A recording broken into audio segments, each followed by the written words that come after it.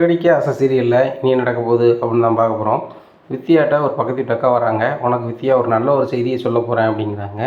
என்னதுக்கா அப்படிங்கிறாங்க. நான் சொல்லும் போது உனக்கு தெரியும், நீ ரொம்ப நல்ல பொண்ணு, உன் ஃபேமிலி வந்து உன் பக்கத்தில் இல்லை, ஆனால் நீ ரொம்ப ஒழுக்கமாக ரொம்ப நல்ல பிள்ளையாக இருக்க அப்படிங்கிறாங்க.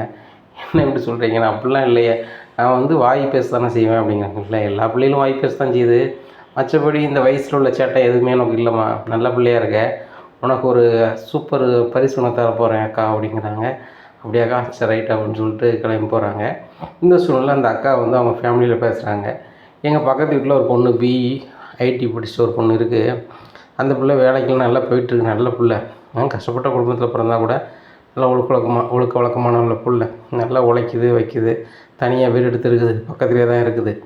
அந்த பொண்ணை வந்து பிடிச்சிருந்தா வந்து கேளுங்க அப்படிங்கிறாங்க. அப்படியா சொல்கிறீங்க? சரி ரைட்டு கேட்போம் அப்படிங்கிறாங்க வீட்டில். அப்போ வந்து நம்ம தம்பிக்கு பண்ணி வச்சா நல்லா இருக்குன்னு நினைக்கிறோமா அப்படிங்கிறாங்க. அப்படியா சொல்கிற? சரி ரைட்டு, அக்கா இருக்கிறா, நீ இருக்க, எல்லோரும் பார்த்துட்டு செய்வோம் அப்படிங்கிறாங்க. இப்படியா இருக்குது. இந்த சூழ்நிலையில் வந்து ரோஹிணி வந்து புதுசாக வாடகைக்கு இருக்கிற அவங்க அம்மா வீட்டுக்கு போகிறாங்க. அங்கே நிறைய பேர் வராங்க. ஒரு மாடியில் ஒரு ரூம் கட்டியிருக்காரு, அதுக்கு பால் காய்க்க நிறைய வராங்க. அங்கே வந்து கார் யார் ஆஃபர் வரா அப்படின்னா முத்து வராங்க. முத்தை பார்த்தோன்னு ரொம்பவே ஷாக்காகிறாங்க. இவன் எதுக்குங்க வரா அப்படின்னு சொல்லிட்டு முழிக்கிறாங்க. ஆகா, இவன் பார்த்தா பெரிய சிக்கலாயிருமே அப்படின்னு சொல்லிட்டு, அம்மா சீக்கிரம் புறப்படுமா, கிறிஸ் பிறப்பு அப்படின்னு சொல்லிட்டு பைக்கில் போட்டு நேராக வித்யா வீட்டில் வச்சிடுறாங்க. இன்னும் வித்யா கேட்குறாங்க, என்னடி என்னாச்சு அப்படிங்கிறாங்க. இல்லடி, வாடகைக்கு இருக்கோம்னா அந்த வீட்டு மாடியில் ஒரு ரூம் கட்டி பால் காய்க்காரு போல், அதில் எல்லாரையுமே வர சொல்லியிருக்காங்க. முத்து அதில் யாருக்கோ ஒரு ஆளுக்கு கார் கொண்டு வந்திருப்பான் போல், பார்த்துக்கூடாதுன்னு தான் கூப்பிட்டு வந்திருக்கேன் அப்படிங்கிறாங்க. ஓ சரி சரி அப்படிங்கிறாங்க. வித்யா, உண்மையிலே நீங்கள் இருக்கிறது எனக்கு தனியாக இருக்குது, சப்போர்ட்டாக தான் இருக்குது அப்படிங்கிறாங்க. நான் இருக்க வரைக்கும் உனக்கு ஹெல்ப் பண்ண போகிறேன் அப்படிங்கிறாங்க. அதுவும் சரி தான், சரி சரி சரி. முத்து பார்க்கல, நல்ல வேலை அப்படிங்கிறாங்க. பார்க்கலையா? நீ இருக்க வீட்டு பக்கத்துலேயே வந்துட்டானா அப்படிங்கிறான். அதே வீட்டுக்கு வந்துட்டான். ஏத்தால பார்க்குற முத்து எனக்கு ஒன்றும் ஓடலை, டபார்னு மாஸ்க் போட்டு இவங்க 2 பேருக்கும் மாஸ்க் எடுத்து கொடுத்து அப்படியே கூப்பிட்டு வந்துட்டான், அவன் கவனிக்கவே இல்லை அப்படிங்கிறாங்க. சரி சரி, ஒவ்வொரு நாள் நீ தப்பிக்கிட்டே இருக்க, அவன்கிட்ட என்னையும் சிக்க போறியோ அப்படிங்கிறாங்க. நீ இருக்க வரைக்கும் நான் சிக்க மாட்டேன்டி, அங்கே வரதுமா இருந்தாலும் இங்கே கூப்பிட்டு வந்துட்டானா அப்படிங்கிறாங்க. அதுவும் சரி தான், சரி வேலைக்கு நேரம் ஆயிடுச்சு, நான் போய்ட்டு வரேன்னா அப்படிங்கிறாங்க. சரி ரைட் அப்படிங்கிறாங்க. இந்த சூழ்நிலையில் வித்யா பற்றி விசாரிப்போம் அப்படின்னு சொல்லிட்டு அந்த மாப்பிள்ளை வீட்டிலேருந்து ஒரு ஆள் வந்து வராங்க. வரும்போது, ஏம்மா இது வித்யா வீடு தானே அப்படின்னு கேட்குறாங்க ரோஹிணிட்ட. ஆமாம் அப்படிங்கிறாங்க. வித்யா பொண்ணு நல்ல பொண்ணா அப்படிங்கிறாங்க. சூப்பர் பொண்ணு.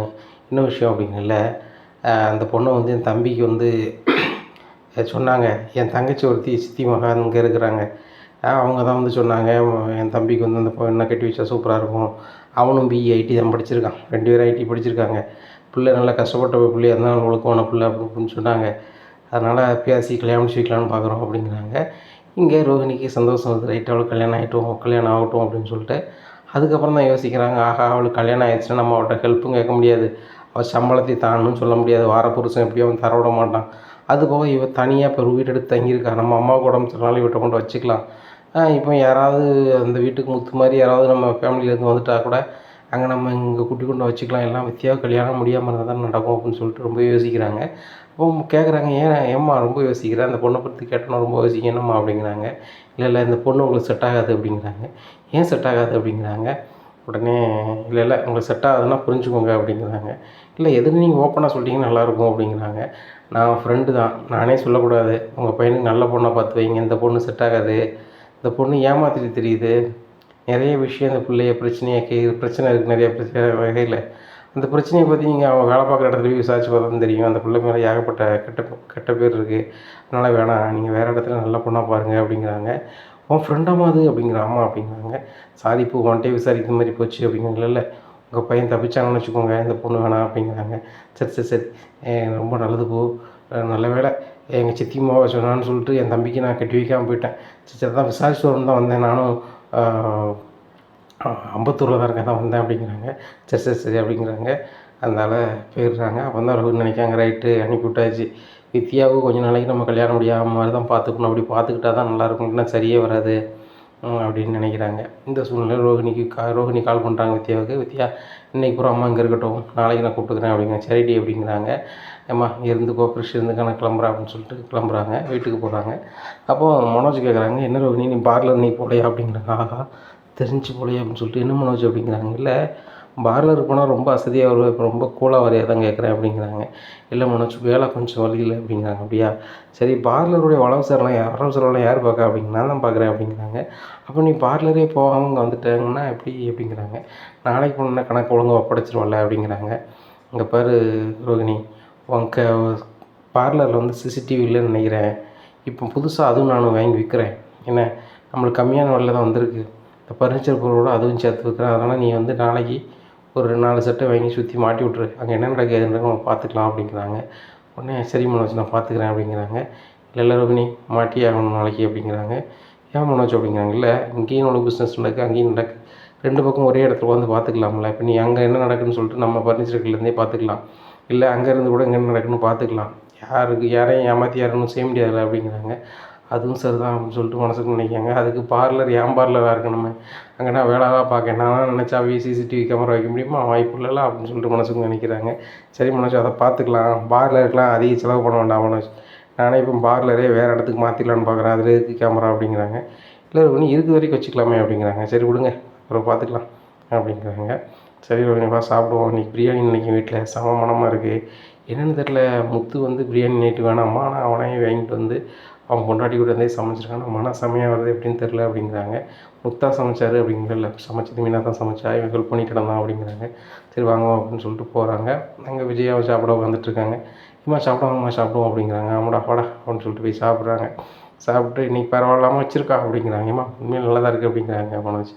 டேய், நான் அம்மா பிரியாணி செஞ்சு சாப்பிட்டுடா எப்படிடா இருப்பேன் அப்படிங்கிறாங்க. இங்கே செமையாக வைப்பீங்க அப்படிங்கிறாங்க. உடனே அண்ணாமலை சொல்கிறாங்க, விஜயா உனக்கு பிரியாணிலாம் வைக்க தெரியுமா அப்படிங்க. ஏங்க நான் வச்சு நீங்கள் சாப்பிட்டது இல்லையா அப்படிங்கிறேன். நீ வச்சது பேர் பிரியாணியா, லெமன் சாதம் மாதிரி பண்ணி தருவேன், கேட்டால் பிரியாணிங்க அப்படிங்கிறாங்க. ஏங்க இந்த மீனா வந்ததுலேருந்து என்ன குறை சொல்லிக்கிட்டே தான் இருக்கீங்க, நான் நல்லா தான் சமைப்பேன்.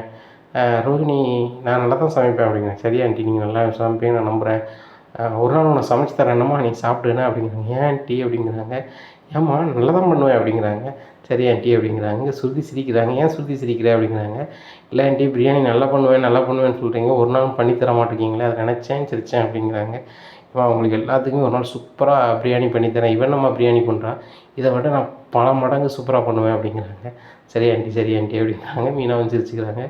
முத்து சொல்கிறாங்க, மீனா இது வந்து ஒரு ப்ராக்கெட்டில் ஜோக், அவ்வளோதான், அம்மா சொல்கிறத வச்சு நீ சீரியஸாக எதுவும் ஃபீல் பண்ணிடாத அப்படின்னா. ஏங்க ஃபீல் பண்ண போகிறேன் அப்படிங்கிறாங்க. என்னடா நக்கலா அப்படிங்கிறாங்க முத்தை பார்த்து விஜயா. நக்கல் தான். மீனா தண்ணி தான் விக்கல் எடுக்கு அப்படின்னு சொல்லிட்டு தண்ணி குடிச்சிட்டு சாப்பிட்டு அவர் போய் கட்டில் உட்காந்துக்கிறாரு. மீனாவும் சாப்பிட்டு கட்டிலுக்கு போயிடுறாங்க. எல்லோரும் அவங்க இடத்துக்கு போயிடுறாங்க. காலைல விடிஞ்சோன்னே எந்திரிக்கிறாங்க. எந்திரிச்சோடனே சரி ரைட்டு, இன்றைக்கி நம்ம அம்மாவை கூப்பிட்டுலாம் அப்படின்னு சொல்லிட்டு காலைல போய் வித்தியா அவன் பைக்கை கொடு, நான் நேராக கொண்டு விட்டுறேன் அப்படின்னு சொல்லிட்டு நேராக அவங்க வீட்டில் கொண்டு விட்டுறாங்க. எம்மா இரு, நான் பார்லர் போய்ட்டு ஈவினிங் வரமா அப்படிங்கிறாங்க. சரிம்மா அப்படிங்கிறாங்க. இரு, இன்றைக்கி லீவு தானே உனக்கு இரு அப்படின்ட்டு போகிறாங்க. இங்கே வித்தியா வந்து வேலைக்கு போயிட்டு நைட்டு வேலையில் போயிட்டு வந்துட்டு காலைல நல்லாவே தூங்குறாங்க. தூங்கிட்டு எந்திரிச்சு வெளில வராங்க. பக்கத்து வீட்டுக்காரங்க வராங்க. பார்க்காத மாதிரி போகிறாங்க. என்னக்கா பார்த்துட்டு பார்க்காத மாதிரி போகிறீங்க அப்படிங்கிறாங்க. ஒன்றும் இல்லை அப்படிங்கிறாங்க. ஏன் அப்படிங்கிறாங்க. இல்லை உனக்கு ஒரு கிஃப்ட்டு தரணும்னு நினச்சேன், நான் கொடுக்க முடியாமல் போச்சு அப்படிங்கிறாங்க. ஆமாக்கா, ஏதோ கிஃப்ட்டுன்னு சொன்னீங்களே, என்ன அப்படிங்கிறாங்க. இல்லை ஒன்றும் இல்லை, சித்தி பையன் ஒரு பையன் ஐடி முடிச்சுட்டு வேலை பார்க்குறான், நல்ல பையன், ஒரே பையன், நல்ல வசதி, நீனும் கஷ்டப்பட்ட பிள்ளை, நல்ல ஒழுக்கமான பிள்ளையாக இருக்க, உன்னை கட்டி வைக்கலான்னு பார்த்தேன். உன் ஃப்ரெண்டு என்ன தான் சொன்னான்னு தெரியல அந்த ரோஹிணி, அவங்க இந்த பொண்ணு வேண்டவே வேண்டாம், இப்படி பொண்ணுலாம் நீ வந்து என்கிட்ட சொல்லது வேலை வச்சுக்காதுன்னு சொல்லி ஒரு மாதிரி பேசிட்டாங்க, அதனால தான் உனக்கு அந்த கிஃப்ட்டை தர முடியல, சாரி. ஆனால் உன் ஃப்ரெண்டு வந்து இப்படி இருக்கக்கூடாது. என் ஃப்ரெண்டு என்ன சொன்னான் அப்படிங்கிறாங்க. என்ன சொன்னாலும் எது சொன்னாலும் தெரியல, மாப்பிள்ளை வீட்டுக்காரங்க உன்னை வேணான்னு சொல்லிட்டாங்க. இப்போது அதான் எனக்கு ரொம்ப கஷ்டமாக இருக்கும், முகத்தை என்னால் பார்க்க முடியல அப்படிங்கிறாங்க. யார், ரோஹிணியா அப்படிங்கிறாங்க. ரோஹிணி தான் அப்படிங்கிறாங்க. ரோஹிணியா அப்படி பண்ணுறா அப்படின்னு சொல்லிட்டு ரோஹிணிக்கு ஃபோன் அடிக்காங்க. ரோஹிணி, இந்த பொண்ணு மாப்பிள்ளை வீட்டுக்காரங்க வந்தாங்க, எதுவும் சொன்னேன் அப்படிங்கிறாங்க. நான் ஒன்றும் சொல்லலையே அப்படிங்கிறாங்க. அப்போ போய் தான் சொல்கிறேன் அப்படின்னு சொல்லிட்டு, சரி உங்கள் சொந்தக்காரங்க ஃபோன் நம்பர் இருக்கா அப்படிங்கிறாங்க. உடனே இல்லை நான் தரமாட்டேன், தந்தால் நல்லா இருக்காது அப்படின்னு. இல்லை கொஞ்சம் கொடுங்க, ஒன்றும் இல்லை அப்படின்னு. இல்லை நான் தந்தால் நல்லா இருக்காது அப்படின்னு. நான் கேட்குறோம்ல கொடுங்க அப்படிங்கிறாங்க.